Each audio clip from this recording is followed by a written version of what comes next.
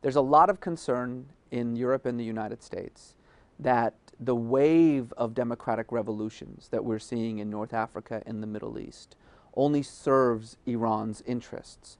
In some ways, that's true. Certainly, it's the case that the United States' efforts to build a coalition of Arab regimes against Iran, that seems to have collapsed completely. The people of the Arab world do not agree with the leaders of the Arab world that Iran is a menace to the region. Indeed, vast majorities have said that an Iranian nuclear weapon is a good thing for the region, not a bad thing. So we're going to have to rethink the policy over the last decade of trying to build an Arab axis against Iranian ambitions. That's out the window.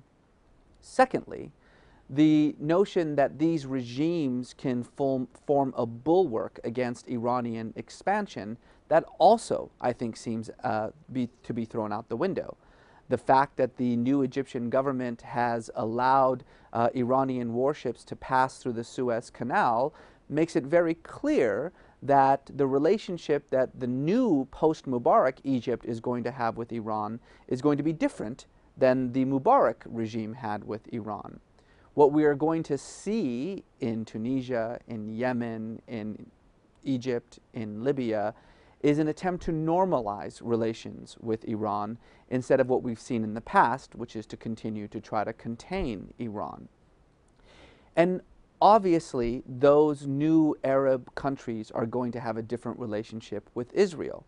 Not necessarily a relationship of conflict, but a relationship in which these countries are no longer going to do Israel's bidding with regard to Iran or with regard to anything else. So if you think about it as a zero-sum game, if you think of the relationship between the United States and Iran as some kind of Cold War relationship, then yes, there's no question that these democratic revolutions do benefit Iran in the short term.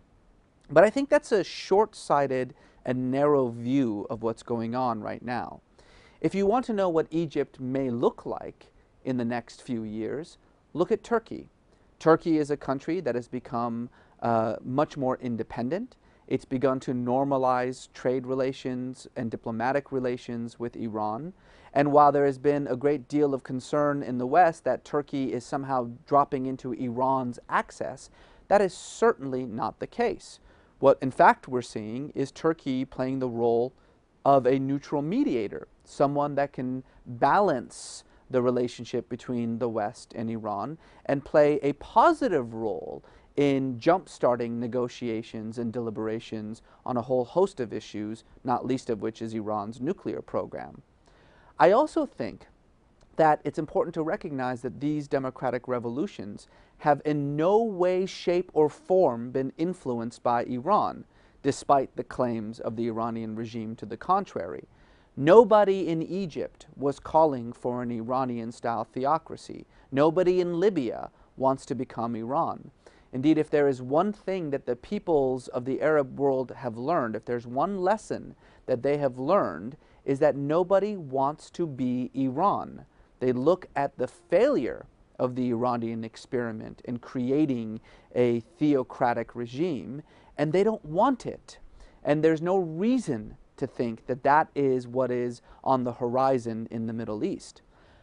But the flip side of that is that the more people power creates a firm, democratic society that is at once economically robust and politically stable, that allows room for religious sentiments and religious aspirations to have a role in government, but not to dominate government, the more that paradigm is going to clash against the paradigm offered by Iran. Indeed, many people are saying that this whole revolution that truly started in Iran in 2009 will eventually make its way back to Iran. All of this is to say that while there is no doubt some short-term gains for Iran in the change of regimes that we're seeing in the Middle East, when it comes to the long-term prospects, the fervor for democracy in the Middle East only serves to damage even further the legitimacy of the authoritarian religious dictatorship in Iran.